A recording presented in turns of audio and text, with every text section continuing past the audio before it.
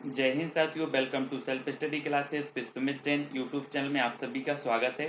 दोस्तों, पर्यावरण की हमारी रोज निरंतर टेस्ट सीरीज चल रही है। शाम को 6:30 बजे आपको पर्यावरण की जो है वीडियो उपलब्ध करवाता हूं। तो रोज शाम को 6:30 बजे आप पर्यावरण का टेस्ट जरूर दें और महत्वपूर्ण प्रश्नों का जो है लाभ उठाएं। ठीक है, तो पर्यावरण से संबंधित एमपी टेट, रीट या फिर सीटीईटी एग्जाम की अगर आप तैयारी कर रहे हैं तो ये वीडियो आपके लिए बहुत ही उपयोगी है। और सेल्फ स्टडी क्लासेस में बहुत सारे लगभग 200 वीडियो पर्यावरण के उपलब्ध हैं, बाल विकास के उपलब्ध हैं। ठीक है, तब आपको चैनल को सब्सक्राइब कर लेना है। इस प्रकार से सब्सक्राइब का बटन दिया है तो सब्सक्राइब कर लेना है। ठीक है, बेल आइकन को दबा करके ऑल पर क्लिक करना है। स्टार्ट करते हैं दोस्तों आज का ये वीडियो। तब आपको बताना है परिवार के अध्ययन के लिए स्थान, काल और लोग का जो सूत्र स्थापित करने वाले हैं वो कौन है या फिर किसने किया। तब आपका राइट आंसर क्या हो जाएगा। आपके सामने एक प्रश्न है, आपका एक परिवार और मित्र नाम से पर्यावरण में एक आपका अध्याय है, परिवार और मित्र। उसमें पहला जो आपका प्रश्न बनता है कि परिवार के अध्ययन के लिए स्थान, काल और लोग का जो सूत्र स्थापित करने वाले हैं वो कौन है या फिर इस सूत्र किसने स्थापित किया। तब 46 का जो आपका राइट आंसर हो जाएगा वो क्या होगा, आपको उत्तर बताना है। तो बिल्कुल सही आंसर होगा फ्रेडरिक लेपले। किसने किया है? फ्रेडरिक लेपले ने। ठीक है, अगला है दोस्तों, मातृवंशीय एवं पितृवंशीय परिवार के वर्गीकरण का आधार है तो क्या है। 47 का आंसर हमें बताना है। मातृवंशीय एवं पितृवंशीय परिवार के वर्गीकरण का आधार क्या है। तो आपका बिल्कुल सही आंसर क्या होगा, वंश क्रम। क्या है? मातृवंशीय एवं पितृवंशीय परिवार के वर्गीकरण का आधार है वंश क्रम। ठीक है, अगला देखो, वेस्टरमार्क के अनुसार परिवार का प्रारंभिक स्वरूप क्या था। वेस्टरमार्क के अनुसार परिवार का प्रारंभिक स्वरूप क्या था। 48 का आंसर बताना है हमें।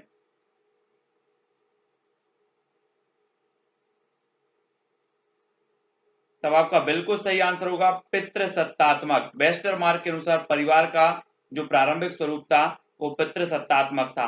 ठीक है, the death of the family के लेखक कौन है। 49 का आंसर बताना है आपको। अगर आपसे बन रहा है तो कमेंट में जरूर आपको लिखना है the death of the family के लेखक कौन है। आपका उत्तर हो जाएगा दोस्तों डेविड कूपर। डेविड कूपर की पुस्तक है the death of the family. अगला क्वेश्चन है दोस्तों, नातेदारी को वर्गात्मक एवं वर्णात्मक रूप में किसने वर्गीकृत किया। नातेदारी को वर्गात्मक तथा वर्णनात्मक रूप में किसने वर्गीकृत किया है। प्रश्न क्रमांक 50। तब आपका बिल्कुल सही आंसर होगा LH मॉर्गन ने। किसने किया है? LH मॉर्गन ने नातेदारी को वर्गात्मक और वर्णात्मक के रूप में वर्गीकृत किया है। प्रश्न क्रमांक 50 का उत्तर। अगला है, अहमद किसने प्रस्तुत किया कि सारे असंतोष का स्रोत परिवार है। तो किसने प्रस्तुत किया है ये मत। अहमद किसने प्रस्तुत किया कि सारे असंतोष का जो स्रोत है वो परिवार है। तो किया है मार्क्स ने। किसने किया है? मार्क्स। ठीक है, अगला है, दलदली भूमि के पौधे कहलाते हैं। क्या कहलाते हैं? 52 का आंसर हमें बताना है। दलदली भूमि के पौधे क्या कहलाते हैं। तब आपका बिल्कुल सही आंसर होगा राइजोफोरा। क्या कहलाते? राइजोफोरा। दलदली भूमि के जो पौधे हैं वो कहलाते राइजोफोरा। नेक्स्ट है, शुष्क जलवायु क्षेत्रों में उगने वाले पौधे क्या कहलाते हैं। शुष्क जलवायु क्षेत्रों में उगने वाले जो पौधे हैं, 53 का आंसर यहां पर हमें बताना है, क्या कहलाते हैं। तब आपका बिल्कुल राइट आंसर क्या होगा, आंसर हो जाएगा दोस्तों मरुभूमि के पौधे। शुष्क जलवायु क्षेत्रों में उगने वाले जो पौधे हैं वो कहलाते हैं मरुभूमि के पौधे। ठीक है, नेक्स्ट है, कोयला किस प्रकार के ईंधन का उदाहरण है। 54 का आंसर हमें बताना है, जो कोयला है वो किस प्रकार के ईंधन का उदाहरण माना जाता है। तब आपका बिल्कुल सही आंसर होगा जीवाश्म ईंधन। जीवाश्म ईंधन का उदाहरण है कोयला। ठीक है, नेक्स्ट है, आयोडीन की कमी से कौन सा रोग होता है। 55 का आंसर हमें बताना, आयोडीन की कमी से होने वाला जो रोग है वो कौन सा है। तो सभी लोगों को पता है कि आयोडीन की कमी से घेंगा या फिर गायटर नामक रोग होता है? 55 का आंसर। नेक्स्ट है, चावल को पॉलिश करने में कौन सा विटामिन नष्ट होता है? चावल में पॉलिश करने पर कौन सा विटामिन नष्ट हो जाता है? प्रश्न क्रमांक 56 का आंसर बताना है। तब आपका बिल्कुल सही आंसर होगा विटामिन B1 या फिर थायमिन। ठीक है, विटामिन B1 का रासायनिक नाम क्या है? थायमिन है। ये चावल में पॉलिश करने पर विटामिन जो B1 है वो नष्ट हो जाता है। अगला है, दूध में पाई जाने वाली शर्करा को क्या कहा जाता है? दूध में पाई जाने वाली शर्करा को क्या कहा जाता है? प्रश्न क्रमांक 57 का आंसर बताना है। तब आपका बिल्कुल सही आंसर होगा दोस्तों लैक्टोज। क्या कहा जाता है? लैक्टोज। दूध में पाई जाने वाली शर्करा को कहा जाता है लैक्टोज। अगला क्वेश्चन है दोस्तों, प्लेग से प्रभावित होने वाला अंग कौन सा है? प्लेग से प्रभावित होने वाला अंग बताना है हमें। 58 का आंसर। तब आपका राइट आंसर होगा फेफड़ा। ठीक है, प्लेग से प्रभावित होने वाला जो अंग है वो क्या कहलाता है? फेफड़ा कहलाता है। अगला देखो, सती प्रथा के विरुद्ध सर्वप्रथम प्रयास किया तो किसने किया? 59 का आंसर बताना है। सती प्रथा के विरुद्ध सर्वप्रथम किसने प्रयास किया? तब आपने बिल्कुल सही आंसर बताया है, सर्वप्रथम प्रयास किया राजा राम मोहन राय ने। अगला क्वेश्चन है, मनुष्य एक सामाजिक प्राणी है, यह कथन किसका है? प्रश्न क्रमांक 60 का आंसर बताना है आपको।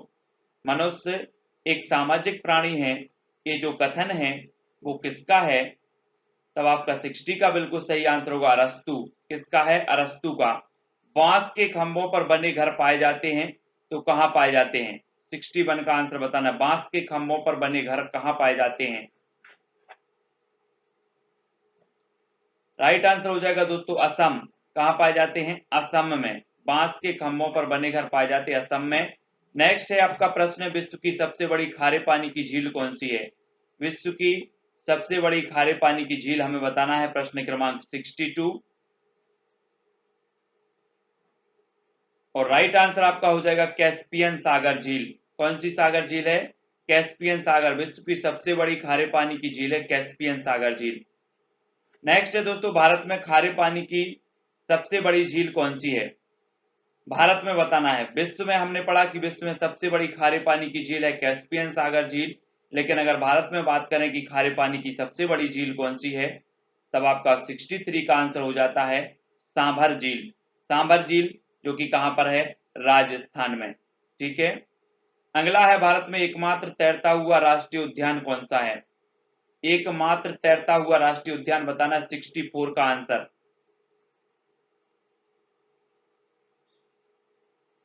तो आपका बिल्कुल सही आंसर होगा केवल लेमजाओ, है ना, केमलम झाओ बोलते हैं उसको। तो ये मणिपुर में है। और जो लोकटक झील है, लोकटक झील आपने सुना होगा, इस झील में स्थित है केमलम झाओ, एकमात्र तैरता हुआ राष्ट्रीय उद्यान है। अगला है, भूकंप उत्पन्न होने का मुख्य कारण क्या है? 65 का आंसर बताना। आपने भूकंप का नाम सुना होगा। भूकंप उत्पन्न होने का जो प्रमुख कारण माना जाता है वो क्या माना जाता है? तब आपका बिल्कुल सही आंसर होगा प्लेट विवर्तनिकी। प्लेट विवर्तनिकी प्रमुख कारण माना जाता है। ठीक है, नेक्स्ट है दोस्तों आपका क्वेश्चन, वर्षा की बूंदें गोल होने का कारण क्या है? प्रश्न क्रमांक 66। वर्षा की बूंदों का गोल होने का कारण क्या है? तो आपका राइट आंसर होगा क्या? पृष्ठ तनाव। ये कई बार पूछा गया है। पृष्ठ तनाव के कारण जो है वर्षा की बूंदें गोल होती हैं। नेक्स्ट बात करते हैं, धुएं से आंख में जलन पैदा करने वाला पदार्थ होता है तो कौन सा होता है? धुएं से आंख में जलन पैदा करने वाला पदार्थ कौन सा होता है? तब आपका बिल्कुल सही आंसर होगा नाइट्रिक ऑक्साइड। कौन सा होता है? Nitric oxide. ठीक है, अगला क्वेश्चन है दोस्तों, पर्यावरण शिक्षण में क्षेत्र भ्रमण का मुख्य उद्देश्य होता है तो क्या होता है? पर्यावरण शिक्षण में क्षेत्र भ्रमण का मुख्य उद्देश्य क्या होता है? प्रश्न क्रमांक 68 का आंसर बताना है। तब आपका बिल्कुल सही आंसर होगा प्रत्यक्ष अनुभव। प्रत्यक्ष अनुभव प्राप्त करना ये क्षेत्र भ्रमण का मुख्य कारण उद्देश्य होता है। सतत एवं व्यापक मूल्यांकन की एक तकनीक है। तो आपको बताना है सतत एवं व्यापक मूल्यांकन की एक तकनीक कौन सी है। तो एक तकनीक है दोस्तों निदानात्मक मूल्यांकन। सतत एवं व्यापक मूल्यांकन की एक तकनीक है तो निदानात्मक मूल्यांकन की। ठीक है, नेक्स्ट बात करते हैं प्राथमिक स्तर पर शिक्षार्थियों का आकलन करने का सर्वश्रेष्ठ तरीका क्या है। प्राथमिक स्तर पर शिक्षार्थियों का आकलन करने का सर्वश्रेष्ठ तरीका आपको बताना है। प्रश्न क्रमांक 70 का आंसर। तब आपका राइट आंसर होगा पोर्टफोलियो। क्या है? पोर्टफोलियो। प्रश्न क्रमांक 70 का पोर्टफोलियो। वन महोत्सव दिवस मनाया जाता है तो कब मनाया जाता है? 71 का आंसर बताना। वन महोत्सव दिवस कब मनाया जाता है? तब आपका बिल्कुल सही आंसर होगा 1 जुलाई को। 1 जुलाई को मनाया जाता है। ठीक है, अगर आपको कोई कहीं पर डाउट लगता है, कोई भी प्रश्न पूछना है तो आप इंस्टाग्राम में फॉलो कर सकते हैं Sumit Jain self study classes. ठीक है, इंस्टाग्राम में, फेसबुक में आप जुड़ सकते हैं सुमित जैन। ठीक है, टेलीग्राम में जुड़ सकते हैं IAS स्टडी ट्रैक। और मानस वन्यजीव अभ्यारण्य स्थित है तो कहाँ स्थित है? मानस वन्यजीव अभ्यारण्य स्थित है तो ये स्थित है दोस्तों असम में। ठीक है, कांजीरंगा राष्ट्रीय उद्यान भी हमने पढ़ा था, एक सींग गैंडे के लिए प्रसिद्ध है। और मानस वन्यजीव अभ्यारण्य ये असम में है। किस विटामिन की कमी से रक्त का थक्का नहीं जमता? 73 का आंसर बताना है आपको। तब आपका बिल्कुल सही आंसर होगा विटामिन के की कमी से रक्त का थक्का नहीं जमता। ठीक है, अगला है दोस्तों आपका प्रोटीन का सर्वोत्कृष्ट स्रोत कौन सा है? 74 का आंसर हमें बताना है। प्रोटीन का सर्वोत्कृष्ट जो स्रोत माना जाता है वो कौन सा माना जाता है? तो आपका राइट आंसर क्या हो जाएगा? सोयाबीन। प्रोटीन का सर्वोत्कृष्ट स्रोत माना जाता है सोयाबीन। ठीक है, अगला क्वेश्चन है छोटी माता एवं रेबीज रोग का कारण होता है तो क्या होता है? 75 का आंसर बताना है। छोटी माता एवं रेबीज रोग का कारण क्या होता है? तब आपका बिल्कुल सही आंसर होगा वायरस। छोटी माता और रेबीज रोग का कारण होता है वायरस। LPG का पूरा नाम क्या है? 76 का आंसर बताना है आपको। LPG का जो पूरा नाम है वो क्या होता है? तो वो होता है liquefied petroleum gas. Liquefied petroleum gas. ठीक है, LPG का पूरा नाम होता है लिक्विफाइड पेट्रोलियम गैस। और अगला क्वेश्चन है बागवानी के लिए कौन से प्रकार का उर्वरक उपयोगी होता है? बागवानी के लिए कौन से प्रकार का उर्वरक उपयोगी होता है? 77 का आंसर बताना है आपको। तब आपका बिल्कुल सही आंसर होगा वर्मी कंपोस्ट। किस प्रकार का होता है? Vermi compost. बागवानी के लिए कौन से प्रकार का जो है उर्वरक उपयोगी होता है? तो वो होता है वर्मी कंपोस्ट। ठीक है, अगला क्वेश्चन है दोस्तों हार्टिकल्चर संबंधित है तो किससे संबंधित है हार्टिकल्चर? प्रश्न क्रमांक है 78 और राइट आंसर जो हो जाएगा बागवानी फसलों के उत्पादन के लिए। हार्टिकल्चर संबंधित है बागवानी फसलों के उत्पादन के लिए। ठीक है, नेक्स्ट है भूरी क्रांति संबंधित है तो किससे संबंधित है? भूरी क्रांति बताना है। 79 का आंसर आपका राइट आंसर होगा उर्वरक उत्पादन से। भूरी क्रांति संबंधित है उर्वरक उत्पादन से। नेक्स्ट है रबी फसल की बुआई की जाती है कब होती है? रबी की जो फसल होती है उसकी जो बुवाई होती है वो कब की जाती है? तो आपका राइट आंसर होगा ये फसल अक्टूबर नवंबर में बोई जाती है और मार्च अप्रैल में काट ली जाती है। ठीक है, तो रबी की फसल। अगला है किस महाद्वीप में एक भी ज्वालामुखी नहीं है? 81 का आंसर हमें बताना है यहां पर। तब आपका बिल्कुल सही आंसर होगा ऑस्ट्रेलिया। ऑस्ट्रेलिया महाद्वीप में एक भी ज्वालामुखी नहीं है। ठीक है, अगला क्वेश्चन है दोस्तों वायुमंडल की सबसे निचली परत कौन सी है? प्रश्न क्रमांक 82 का आंसर बताना वायुमंडल की सबसे निचली परत कौन सी है? तो बिल्कुल सही आंसर होगा क्षोभ मंडल, है ना। क्षोभ मंडल वायुमंडल की सबसे निचली परत मानी जाती है। मौसम संबंधी जो घटनाएं होती हैं वो काय में होती हैं? क्षोभ मंडल में ही होती हैं। नेक्स्ट बात कर लेते हैं मक्का किस प्रकार की फसल है? मक्का बताना है आपको। 83 का आंसर। ये किस प्रकार की फसल मानी जाती है, रबी की या फिर खरीफ की? तब आपका राइट आंसर होगा खरीफ की। मक्का खरीफ की फसल होती है। जंतुओं में पाए जाने वाले धारीदार चिन्ह किस कारण से होते हैं? जंतुओं में पाए जाने वाले जो धारीदार चिन्ह होते हैं वो किस कारण से होते हैं? प्रश्न क्रमांक 84 का आंसर बताना है। मैंने कई बार बताया है और उत्तर होगा जलवायु के कारण। ठीक है, अगला देख लेते, विटामिन शब्द किसने दिया? विटामिन शब्द आपको बताना, विटामिन की खोज की थी हॉपकिंस ने, लेकिन अगर विटामिन शब्द जो दिया है वो किसने दिया है, तो वो शब्द दिया है दोस्तों फंक ने। किसने दिया? फंक ने। नेक्स्ट बात करेंगे, विटामिन ए का रासायनिक नाम क्या है? प्रश्न क्रमांक 86। विटामिन ए का रासायनिक नाम बताना है आपको। तब आपका बिल्कुल सही आंसर होगा रेटिनॉल। ठीक है, विटामिन ए का रासायनिक नाम होता है रेटिनॉल। सबसे ऊंचे पेड़ पर घोंसला कौन बनाता है? सबसे ऊंचे पेड़ पर पूछा गया यहां पर, 87 का आंसर। तब आपका बिल्कुल सही आंसर होगा चील। चील जो होता है वो सबसे ऊंचे पेड़ पर घोंसला बनाता है। ठीक है, अगला है, भारत के किस क्षेत्र में अधिकतम भूस्खलन की घटनाएं होती हैं? तो किस क्षेत्र में होती है अधिकतम भूस्खलन की घटनाएं? प्रश्न क्रमांक 88 का उत्तर हमें बताना है और राइट आंसर होगा दोस्तों हिमालय क्षेत्र में। ठीक है, भारत के किस क्षेत्र में अधिकतम भूस्खलन की घटनाएं होती है? तो हिमालय क्षेत्र में। दूधराज किस प्रदेश का राजकीय पक्षी है? तब आपका बिल्कुल सही आंसर होगा मध्य प्रदेश का। ठीक है, अगला क्वेश्चन है, पर्यावरण अनुसंधान संस्थान स्थित है? प्रश्न क्रमांक 90 का आंसर बताना है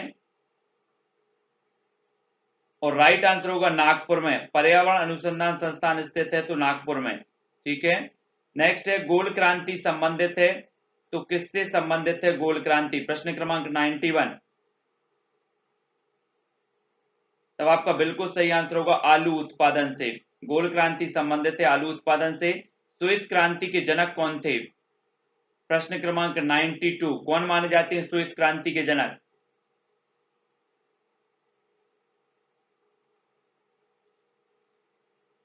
तब आपका बिल्कुल सही आंसर होगा वर्गीज कुरियन।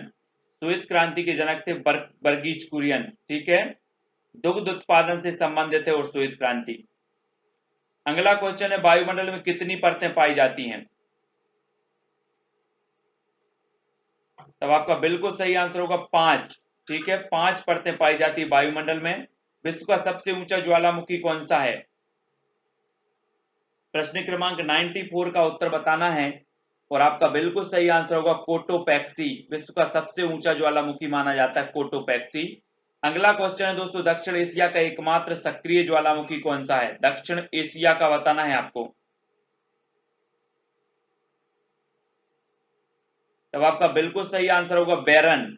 ये अंडमान द्वीप पर है बैरन, एकमात्र सक्रिय ज्वालामुखी है दक्षिण एशिया का। अगला क्वेश्चन है, भूकंप का अध्ययन कहलाता है तो क्या कहलाता है? 96 का आंसर आपको बताना है। भूकंप का अध्ययन क्या कहलाता है? तब आपका बिल्कुल सही आंसर होगा सीस्मोलॉजी, है ना, सीस्मोलॉजी कहलाता है भूकंप का अध्ययन। माउंट एवरेस्ट पर्वतमाला जिसे नेपाल में जाना जाता है, किस नाम से जाना जाता है? माउंट एवरेस्ट, जो कि संसार का सबसे ऊंचा पर्वत है, पर्वत शिखर है। और इसे नेपाल में किस नाम से जाना जाता है? तो इसे जाना जाता है सागर माथा। अमृत क्रांति संबंधित है तो किससे संबंधित है? प्रश्न क्रमांक 98। अमृत क्रांति किससे संबंधित है? तब आपका बिल्कुल सही आंसर होगा नदी जोड़ो परियोजना से। ठीक है, नदी जोड़ो परियोजना से संबंधित है अमृत क्रांति।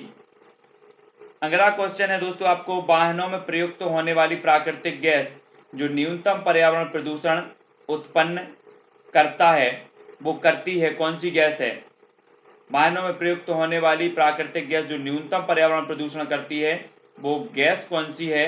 प्रश्न क्रमांक 99 और 99 का उत्तर होगा सीएनजी गैस। कौन सी गैस है?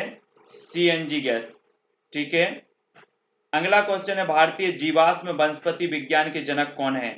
प्रश्न क्रमांक 100 का आंसर आपको बताना है। भारतीय जीवाश्म वनस्पति विज्ञान के जनक कौन है? तब आपका बिल्कुल सही आंसर होगा बीरबल साहनी। कौन है? बीरबल साहनी है। ठीक है, तो यहाँ पर दोस्तों हमने बहुत सारे प्रश्नों पर चर्चा की। वीडियो आपको कैसा लगा फटाक से बताना है। एमपी टेट ग्रेड 3 वाले, रीट वाले, सीटीटी वाले सेल्फ स्टडी क्लासेस पर जुड़े रहें। वीडियो को लाइक करें और प्लेलिस्ट में जाकर के अवश्य देखना है। इस self study classes YouTube channel का नाम है, इस पर क्लिक करेंगे आप, सेल्फ स्टडी क्लासेस वीडियो के नीचे आपको दिख रहा होगा, तो आपका चैनल खुलेगा और चैनल खुलेगा, ऊपर प्लेलिस्ट का ऑप्शन आएगा, उसमें क्लिक करें, पूरी की पूरी प्लेलिस्ट आपको मिल जाएगी। और ये व्हाट्सएप नंबर है, तो कोई भी अगर आपको डाउट लगता है तो ये व्हाट्सएप नंबर पर आप कोई भी आपका जो प्रश्न है वो डाल सकते हैं, छोड़ सकते हैं। जब भी मुझे टाइम मिलेगा आपके प्रश्न का उत्तर जरूर बताऊंगा। ठीक है, फेसबुक में जुड़ने के लिए सुमित जैन आप सर्च करेंगे तो फेसबुक में जुड़ सकते हैं। इंस्टाग्राम में आप हमें फॉलो कर सकते हैं। इंस्टाग्राम में आप Sumit Jain self study classes search करेंगे तो इंस्टाग्राम में भी फॉलो कर सकते हैं। और टेलीग्राम ग्रुप से सभी को जुड़ना है। टेलीग्राम ग्रुप से जुड़ने के लिए आपको टेलीग्राम ऐप डाउनलोड करना है, उसमें सर्च करना है IAS स्टडी ट्रिक और ज्वाइन हो जाना है। ठीक है, तो इसी तरह से शाम को 6:30 बजे आपकी पर्यावरण की कक्षा होती है, उसमें जरूर देखें। रात्रि 9 बजे हिंदी साहित्य की कक्षा होती है और शाम को 7:30 बजे होती है आपकी बाल विकास की कक्षा। तो जरूर जुड़ें, वीडियो को देखें, वीडियो को लाइक करें और शेयर करें। आज के वीडियो के लिए दोस्तों बस इतना ही। जय हिंद।